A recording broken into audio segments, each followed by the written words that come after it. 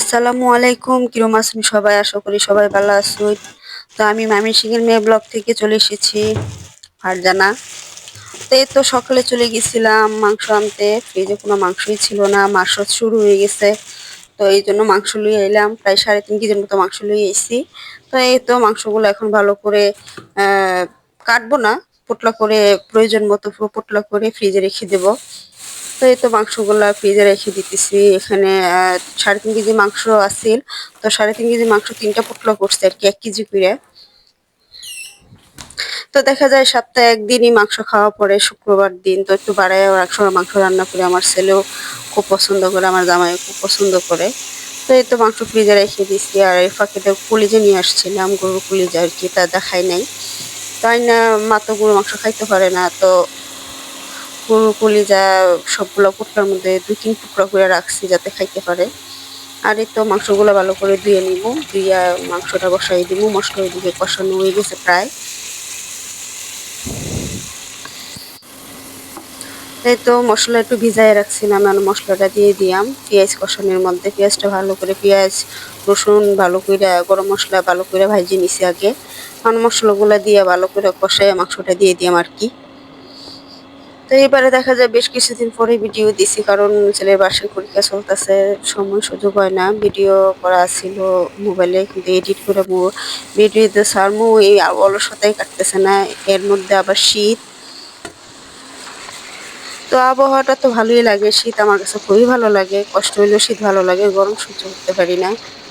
তো এই তো মাংস ভালো করে কষায় ঢাকা দিয়ে রেখে দিব। আসলে কেউ ঘুম থেকে ওঠে নাই, নাস্তাও বানাইতে পারি নাই। তো এখানে তো আলু ভর্তা কইরা পুরবারে ভিতরে ঘুরে থিছি, আলুর গুঁড়া রুটি বানামো। আর এখানে পরোটা বানানোর লিগে রেখে দিছি। তো এই তো মাংস প্রায় হয়ে গেছে। তো মাংস তরকারি নামাইয়া ঘুমে থেকে আমার হাজবেন্ড উঠে গেছে। তো তারে নাস্তা দিমু বানাই, আর আমিও নাস্তা বানাই খাই লিমু। তো সকালে সবাই একসাথে উঠে নাস্তা খেলে কাজের চাপটাও কম থাকে। তো এক এক সময় এক একজন উঠতেছে আর বানাই দেওয়া লাগে আর কি।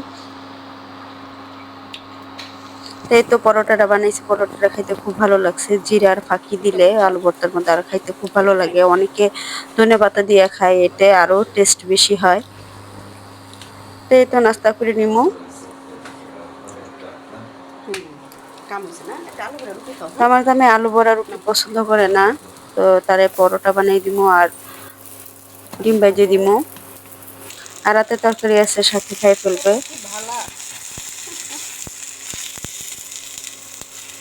তো ডিমটাতে দেখি 2টা কুসুম বেরিয়েছে, ডিমটা বেশ বড় আছিল। তো এই তো ডিম পোচ করে দিলাম।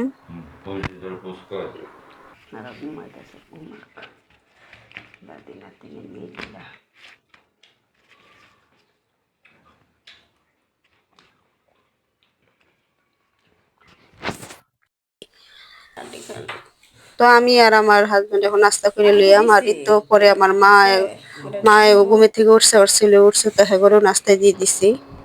তো ছেলে খাইতেছে, আর মা নাস্তা করে ফেলছে, চা খাইতেছে। তো আর এই তো খাওয়া দাওয়া শেষ। এখন দুপুরে রান্নার পালা, মাংস ধুয়েই গেছে। আর বেগুন ভাজি করবো, বেগুন ভালো করে একটা মশলা দিয়ে মাইখে এখন তেলও দিয়ে দিলাম। আর রান্না করবো সরিষার শাক। এই তো এই ভিডিওর এ পর্যায়ে কইমু সবাই রে, যারা যারা আমার ভিডিও দেখতেছেন, আমার সাথে আছেন, প্লিজ দয়া করে একটা লাইক কমেন্ট সাবস্ক্রাইব করে যাবেন, আর আমার পাশে থাকেন প্লিজ।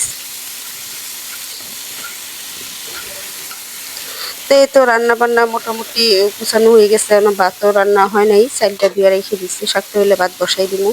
আর ঘর পরিষ্কার করি নাই, ঘর পরিষ্কার করতে হইব, যে ঘর সব এলোমেলো। শাকটা হইলে ভাতটা বসায় ঘরটা পরিষ্কার করে গোসল করে ফেলবো আর কি। তো দেখা যায় কি, শুক্রবারের দিন আসলে কি ব্যস্ততার মধ্যে থাকা লাগে। প্রতি শুক্রবারে একই রুটিন, সকাল থেকে সকালে নাস্তা খাওয়া, দুপুরে রান্না বান্না, বিকেলে ঘুরতে যাওয়া। তো দিনটা খুব ভালো লাগে আর কি, ফ্যামিলির সাথে পরিবারের সাথে একটু সময় কাটাই। যত কষ্টই থাকুক ভুলে যায় যেমন এই দিনটাতে। এতে দুপুরে রান্না বান্না শেষ, এখন খাওয়ার পালা। তা আগের দিন রাতের মাছ বোনা ছিল, সাথে দিয়ে দিছি, যে খায়ে খাইবো আর কি। আর লেবু কেটে রাখছি। আজকে আর পোলাও রান্না করি নাই, পোলাওয়ের চাল শেষ হয়ে গেছে গা, মাসের বাজার আনলে পোলাওয়ের চাল আনতে হইব। আর এই তো ভাত রান্না হয়ে গেছে গা। আর মাংসটা তো তেল বইয়া গেছিল, বসাই রাখছি হালকা তাপে, মাংসটা যাতে একটু গরম হয়ে যায়। ছেলে নামাজ পড়ে চলে আসছে, তো ছেলের বাবা এখনো আসে নাই। আসলে দুপুরে খাওয়া দাওয়া করে আলাইম আমরা সবাই। আর মা বসে মোবাইল দেখতেছে, মোবাইলের খবর দেখতেছে। আর বাইরের পরিবেশটা খুব সুন্দর, কি সুন্দর রোদ উঠছে, ভালোই লাগে রোদ দেখা। এই জন্য ভাবতেছি দুপুরে আজকে খাওয়ার পরে ঘুরতে যাই। তো ঘুরতে আসছিলাম আমার ভাইয়ের দোকানে। তো ওনার দোকানের পাশেই নার্সারি আছিল, তো নার্সারিটা আগে খেয়াল করি নাই। তো ফুলগুলো ফুটতে দূরে থেকে দেখা যাইতেছিল, তাই দেখে চলে আসলাম। তো দেখতে তো খুবই ভালো লাগতেছে, মনে হইতেছে সব গাছ নিয়ে যায়। শীতের সময় যে কত ফুল ফুটে, পরিবেশ আবহাওয়া সবকিছু অনুকূলে থাকে, এই জন্য মনে হয় ফুল এত ফুটে, ভালোই লাগে দেখে। ফুল গাছ আমার অনেক পছন্দ, কিন্তু ছেলের বাবার লেগে নিতে পারি না। সে ভয় পায় মশার উৎপাত না জানি বাইরে যায়, ডেঙ্গুর মশা আমাদের এলাকায়। ডেঙ্গু জ্বরে অনেকে আক্রান্ত হইছে। তো এই তো ভাইয়ের দোকানে আসছিলাম, ভাইয়ের খাওয়া দাওয়ার পরে আসছি, এই জন্য তেমন কিছু আমরা আর খাই নাই। চা নাস্তা করছি, একটু ঘোরাঘুরি করছি আশেপাশে, তারপর বাসায় চলে আসছি। তো আজ এ পর্যন্ত, ভালো থাকবেন সবাই, আল্লাহ হাফেজ।